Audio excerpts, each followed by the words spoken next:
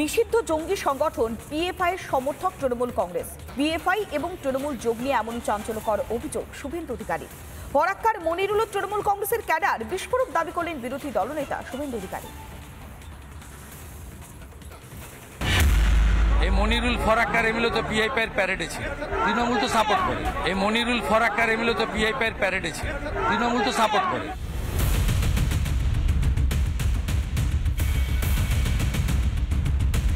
ভারতে নিষিদ্ধ সংগঠন পিএফআই বা পপুলার ফ্রন্ট অফ ইন্ডিয়া। এই পিএফআই কিন্তু বেশ পপুলার তৃণমূলের কাছে। রবিবার এমনই বোমা ফাটিয়েছেন রাজ্যের বিরোধী দলনেতা শুভেন্দু অধিকারী। একবার শুনুন কি বললেন শুভেন্দু অধিকারী।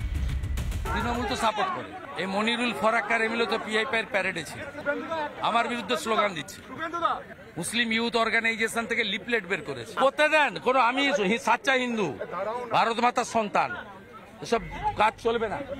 ফারাক্কা তৃণমূল বিধায়কের সঙ্গে লতায় পাতায় যোগ রয়েছে নিষিদ্ধ জঙ্গি সংগঠনের।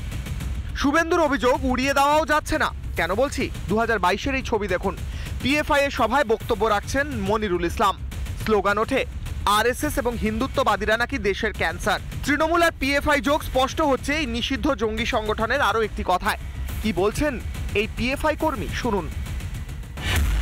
আমরা অ্যাকচুয়ালি এই সম্মেলন করছি এবং এর আগেও প্রোটেস্ট করেছি। আগামী দিনে যদি এনআরসি, সিএ, এনপিআর যদি না প্রত্যাহার করা হয়, তাহলে পপুলার ফ্রন্ট অফ ইন্ডিয়া গোটা ভারতবর্ষব্যাপী রাস্তায় নেমে প্রতিবাদ করবে। এই একই কথা তো বলেন রাজ্যের মুখ্যমন্ত্রী।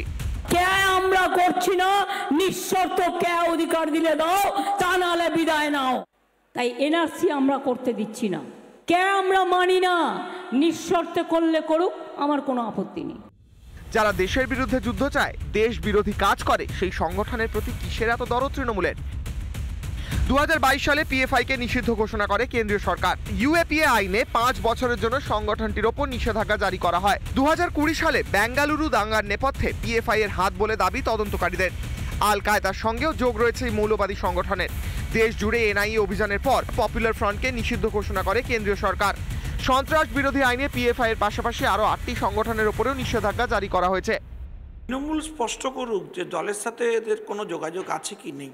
আসলে এই সমস্ত সন্ত্রাসবাদী সংগঠনের ওপর ভিত্তি করেই আগামী 26-এর নির্বাচন পেরোতে চাইছে তৃণমূল কংগ্রেস, যা সরাসরি দেশ বিরোধিতার সামিল।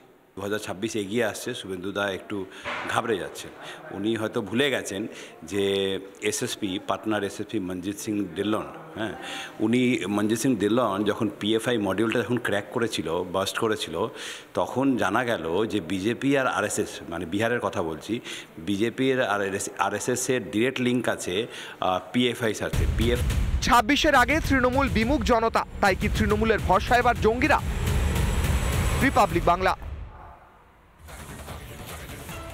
দেখলেন তো, যাদবপুর বিশ্ববিদ্যালয় কার্যত নৈরাজ্যবাদে পরিণত হয়েছে, নেশার আখড়ায় পরিণত হয়েছে এবং সেখানেই টুকরে টুকরে গ্যাং মাথাচাড়া দিচ্ছে।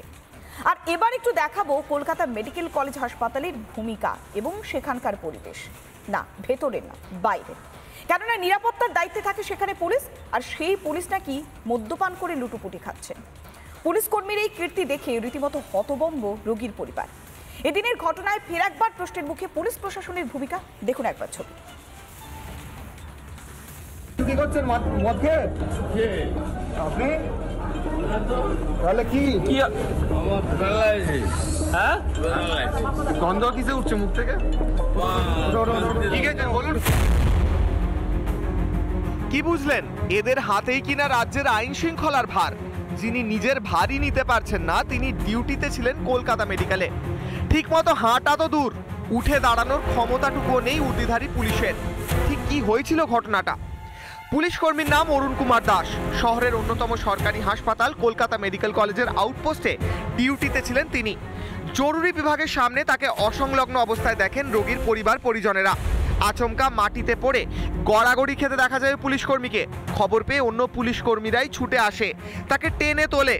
এই ঘটনায় ফের একবার প্রশ্নের মুখে হাসপাতালের নিরাপত্তা। অত্যন্ত একটা গর্হিত অপরাধ। স্বাস্থ্য, শিক্ষা বা আমরা যে সমস্ত জায়গায় আমরা, যেমন অফিস, এগুলো আমাদের অত্যন্ত, এই জায়গাগুলোকে স্যানিটেটি মেনটেন করা অত্যন্ত গুরুত্বপূর্ণ। তো এই সমস্ত জায়গায় দাঁড়িয়ে যারা একটা পবিত্র জায়গায় এই ধরনের জঘন্য কাজ করে থাকেন, তাদের এগেনস্টে শুধু পানিশমেন্ট নয়, সর্বোচ্চ শাস্তি হওয়া উচিত, যেটা কি হচ্ছে পুলিশ এতে এমন কিছু আপনারা দোষের দেখবেন না, কারণ এই সরকার তো মদের অন্যতম ব্র্যান্ডে পরিণত হয়েছে। কারণ মদ বিক্রি থেকেই টাকা রোজগার করে এরা, এবং মদ ধ্যান, মদ জ্ঞান, মদ চিন্তামণি, মদ ছাড়া এই সরকার পুরো মণিহারা প্রাণী। সবসময় বলে এসেছি zero tolerance two corruption, zero tolerance two মানে রং ডুয়ার্স, যারা ভুল করছে। এই যে পুলিশরা করছে তাদের আগে নিশ্চয়ই অ্যাকশন নেওয়া হবে। কিন্তু দেখুন, একজনকে দেখে একজন দুজন প্রত্যেকটা জায়গায়, আপনাদের মিডিয়া লাইনে বলুন বা অন্য কোনো প্রফেশন বলুন, সব জায়গায় ভুলও হয়, ভুল মানুষও হয় আর ভালো মানুষও হয়। কিন্তু একজনকে দেখে পুরো ডিপার্টমেন্টকে তো দাগিয়ে দিয়ে দেওয়া যায় না। কিভাবে অন ডিউটি একজন পুলিশ কর্মী এ কাজ করতে পারেন? ভিড় ঠেকাতে হাসপাতালে আসা রোগী থেকে রোগীর পরিজনদের সুবিধা অসুবিধার কথা দেখতে মোতায়েন থাকে পুলিশ। সেই পুলিশ কর্মী যদি এই অবস্থায় থাকেন, তাহলে নিরাপত্তা তো লাটে উঠবেই। রিপাবলিক বাংলা। নানা ধরনের কন্টেন্ট দেখার জন্য লাইক করুন, শেয়ার করুন আমাদের ফেসবুক পেজ, সাবস্ক্রাইব করুন আমাদের ইউটিউব চ্যানেল। পাশাপাশি অন্যান্য ব্রেকিং নিউজের জন্য অবশ্যই চোখ রাখুন রিপাবলিক বাংলায়।